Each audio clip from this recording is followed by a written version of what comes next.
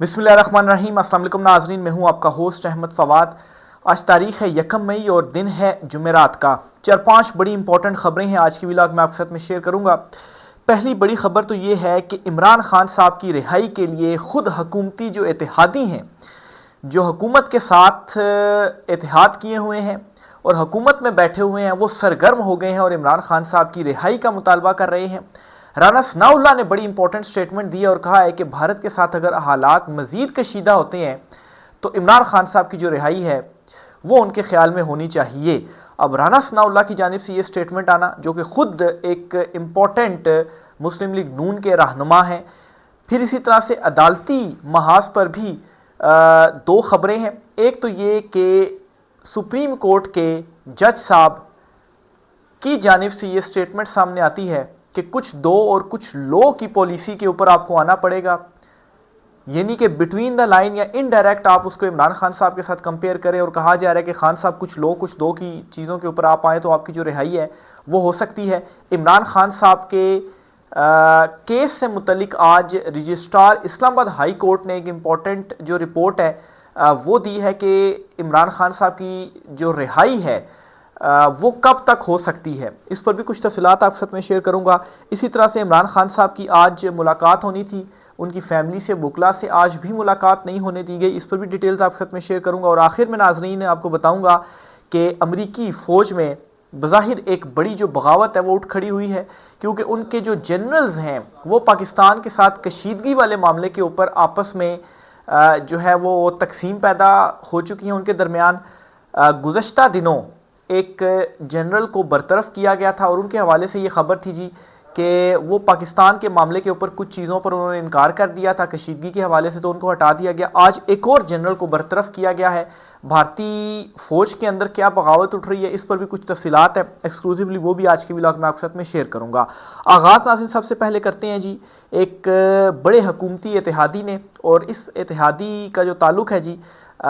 وہ مائنورٹی سے ہے۔ رمیش کمار صاحب جو ہیں انہوں نے ایک انٹرویو دیا اور اس میں عمران خان صاحب کی رہائی کا جو مطالبہ ہے وہ کر دیا ہے، اور ساتھ ہی ساتھ جو باپ پارٹی ہے، باپ پارٹی آپ کو معلوم ہے کہ ان کا باپ کون ہے، بی اے پی بلوچستان عوامی پارٹی، انہوں نے بھی عمران خان صاحب کی رہائی کا جو مطالبہ ہے وہ کر دیا اور کہا ہے کہ اس وقت جو موجودہ کشیدگی چل رہی ہے خاص طور پر پاکستان بھارت کے درمیان، اس میں جو قومی یکجہتی یا قومی اتفاق ہے وہ بہت زیادہ ضروری ہے، اور یہ اس صورت میں ہی پیدا ہو سکتا ہے جب آپ عمران خان صاحب کی جو رہائی ہیں وہ کریں گے۔ اور یہ مان گئے ہیں اب حکومتی اتحادی بھی کہ عوام عمران خان کے ساتھ کھڑی ہوئی ہے، اداروں کو عمران خان کے پیچھے کھڑا ہونا پڑے گا اگر وہ یہ چاہتے ہیں کہ عوام ان کے پیچھے کھڑی ہو، ادروائز آپ کو عوامی حمایت نہیں مل سکتی۔ تو حکومت کے اندر سے بھی جو پریشر ہے جی وہ بڑھتا جا رہا ہے، اور دوسری طرف سے جو امریکی دباؤ ہے وہ بھی مسلسل بڑھتا جا رہا ہے۔ امریکہ نے جی جو امریکی وزیر خارجہ ہیں مارکو روبیو، انہوں نے بھارت اور پاکستان دونوں کو کالز کی۔ بھارت میں تو بھارتی وزیر خارجہ جے شنکر کو کال کی گئی، اور پاکستان میں انہوں نے وزیر اعظم شہباز شریف کو کال کی ہے اور کہا ہے جی کہ آپ تحقیقات میں بھارت کے ساتھ تعاون کریں، یعنی کہ پاکستان کے اوپر زور دیا ہے اور کشیدگی کم کرنے کا کہا ہے، بجائے اس کے کہ وہ بھارت کو کہتے، کیونکہ ان کی طرف سے چیزیں شروع ہوئیں، ہماری طرف سے جو چیزیں تھیں وہ شروع نہیں ہوئیں۔ لیکن اس سے یہ بات بھی ثابت ہوتی ہے کہ بھارت جو عالمی سطح پر ایک بیانیہ بنانا چاہتا تھا یا جو اس کی پوزیشن ہے وہ زیادہ سٹرونگ ہے، تو امریکہ بھی اسی کی ہی جو سائیڈ ہے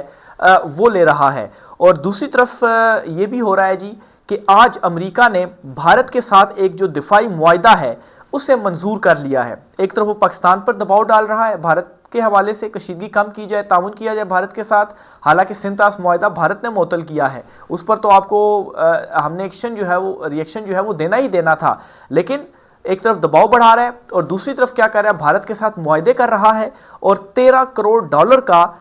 دفاعی معاہدہ جو ہے وہ آج امریکہ نے بھارت سے جو ہے وہ ایگریمنٹ کیا ہے، یا اس کی جو منظوری ہے ایگریمنٹ کی وہ دے دی ہے، یہ امریکی حکام کی جانب سے جو ہے وہ بتایا گیا ہے۔ تو انٹرنلی بھی سچویشن جو حالات ہیں وہ ہاتھ سے نکلتے جا رہے ہیں، اور عالمی سطح پر تو آپ کے پاس جو سپورٹ ہے وہ تو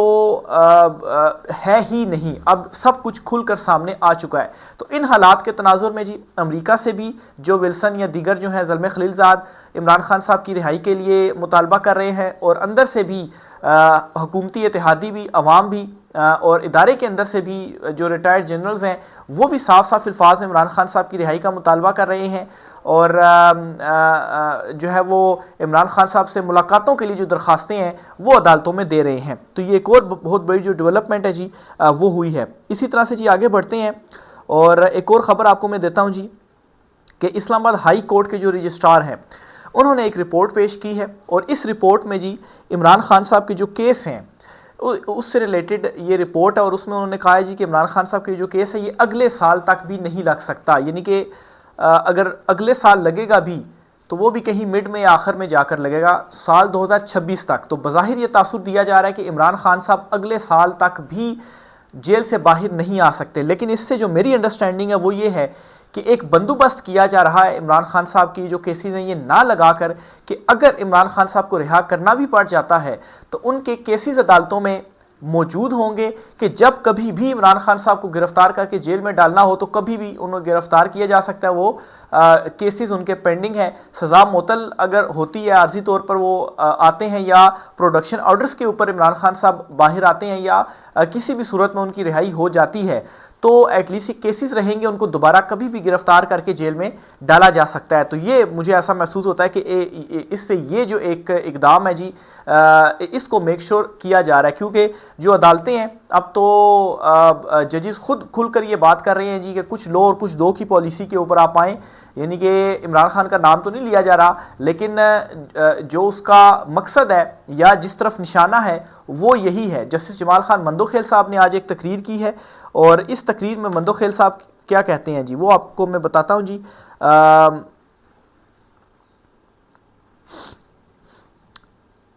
جسٹس جمال خان مندوخیل صاحب کہتے ہیں جی کہ مسئلہ حل کرنے کے لیے کچھ لینا دینا پڑتا ہے، ہم انصاف نہیں فیصلہ کرتے ہیں ثبوتوں کو دیکھ کر۔ تو ایک طرف تو وہ یہ کہتے ہیں جی کہ ہم جو ججز ہیں وہ انصاف نہیں کرتے، انصاف تو صرف اللہ تعالیٰ کی ذات کرتی ہے، اور بالکل انصاف تو صرف اللہ تعالیٰ کی ہی ذات کرتی ہے۔ ججز یہ کہہ رہے ہیں، جج صاحب یہ کہہ رہے ہیں جی کہ ہم انصاف نہیں، ہم جو ہے وہ فیصلے کرتے ہیں ثبوتوں کو دیکھ کر۔ لیکن یہاں پر سوال یہ ہے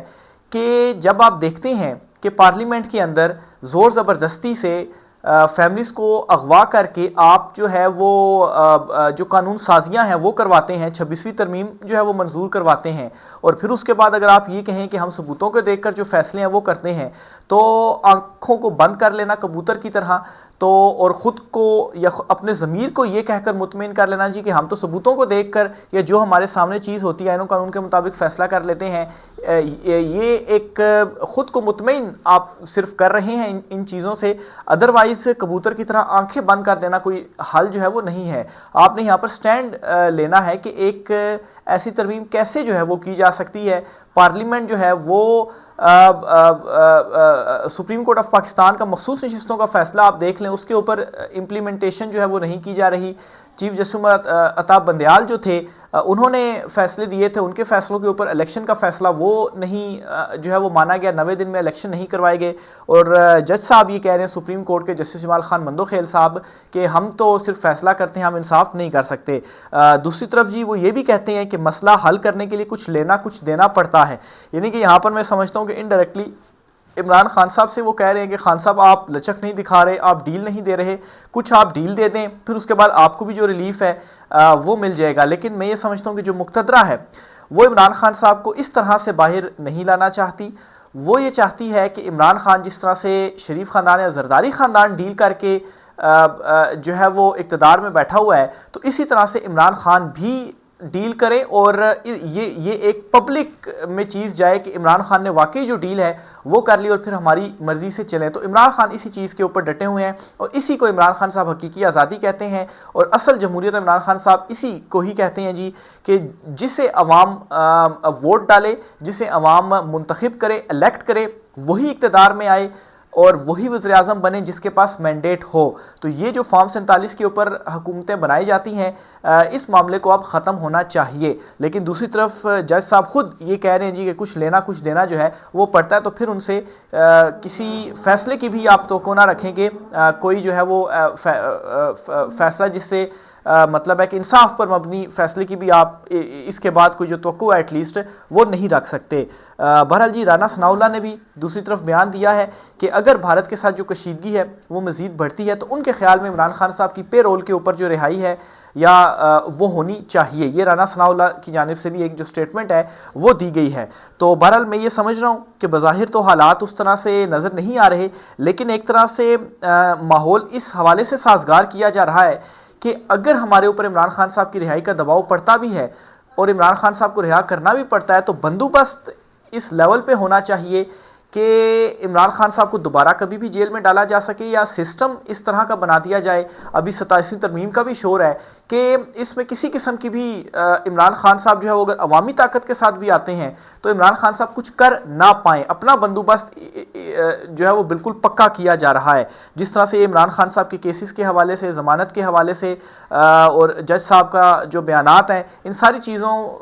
پر اگر آپ ڈاٹ کنیکٹنگ کریں تو میری سمجھ میں تو یہی چیز آتی ہے. عمران خان صاحب سے ملاقات آج بھی نہیں ہونے دی گئی. ان کی بہنوں سے تو 20 مارچ کے بعد ملاقات نہیں ہونے دی گئی. وکلا سے پھر ملاقات ہوئی ہے. آج بھی جمعرات کا دن ہے اور جمعرات اور منگل یہ 2 دن ہوتے ہیں اڈیالہ جیل میں ملاقاتوں کے، فیملی سے یا وکلا وغیرہ سے، لیکن آج بھی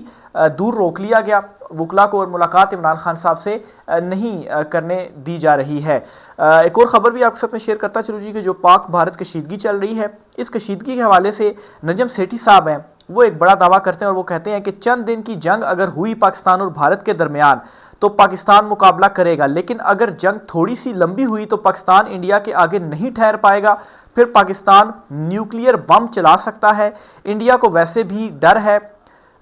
پاگل ہیں، کہیں چلا ہی نہ دیں. پاکستان کو جب پتا ہوگا کہ سب کچھ چھن رہا ہے تو یہ چلا بھی دیں گے. تو یہ نجم سیٹھی نے بڑا جو دعویٰ ہے وہ کیا ہے. اسی طرح سے پاک بھارت کشیدگی کے تناظر میں ہی عطا تارڑ جو ہیں انفارمیشن جو منسٹر ہیں جی، جو انہوں نے 2 روز قبل ایک بیان دیا تھا کہ بھارت جو ہے وہ 24 سے 36 گھنٹوں کے اندر حملہ کر سکتا ہے. اس نے سٹاک ایکسچینج کو بڑا جھٹکا جو ہے وہ دیا ہے. خبر یہ ہے جی کہ پاکستان سٹاک ایکسچینج کے لیے بھیانک ہی ایسے ثابت ہوا ہے کہ سرمایہ کاروں نے 427 ارب روپے کھو دیے ہیں. پاکستان سٹاک ایکسچینج میں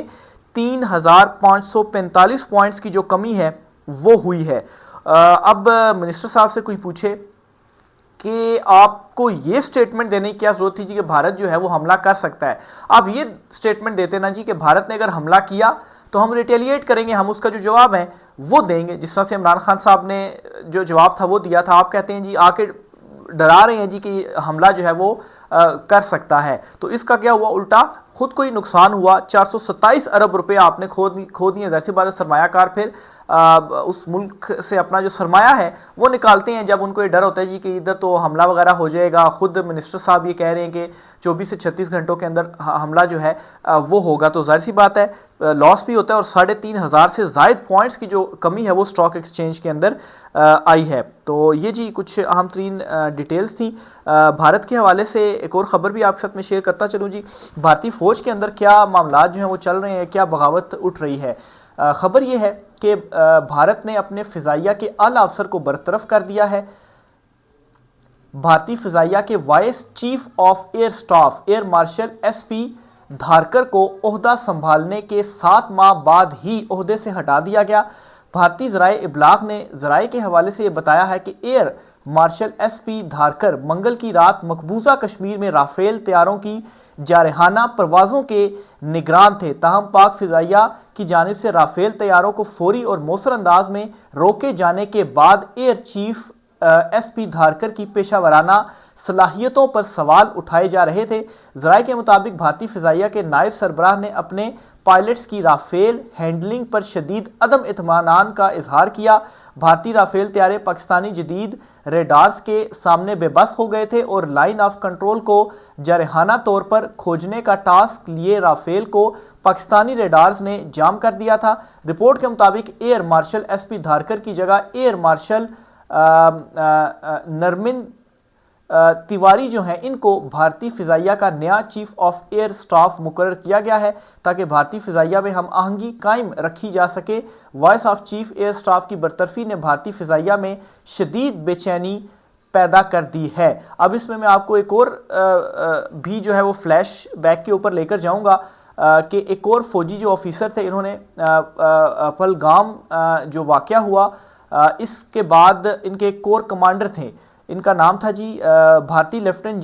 جنرل ایم وی سچندر کمار. ان کو جو ہے وہ انہوں نے عہدے سے ہٹایا تھا، کیونکہ یہ غالباً کوئی وہاں کے چونکہ کمانڈر تھے، اور ان کو یہ کہا جا رہا تھا کہ ان کی جو نااہلی ہے یہ کس طریقے سے ہو گیا، اور پھر ان سے کوئی کشیدگی کے حوالے سے پاکستان کے حوالے سے کچھ کہا گیا تو اس کے اوپر انہوں نے غالباً کوئی سٹینڈ وغیرہ لیا تھا، تو ان کو بھی عہدے سے ہٹایا گیا، اور آج یہ دوسری اہم عہدے کے اوپر برطرفی ہے جو کہ بھارت کی جانب سے کی جا رہی ہے۔ تو بھارت آلریڈی ہربراہٹ کا جو شکار ہے وہ ہوا پڑا ہے۔ رائے کا اظہار کیجیے گا۔ آج کے ولاگ سے اتنا ہی، اجازت دیجیے، اللہ حافظ۔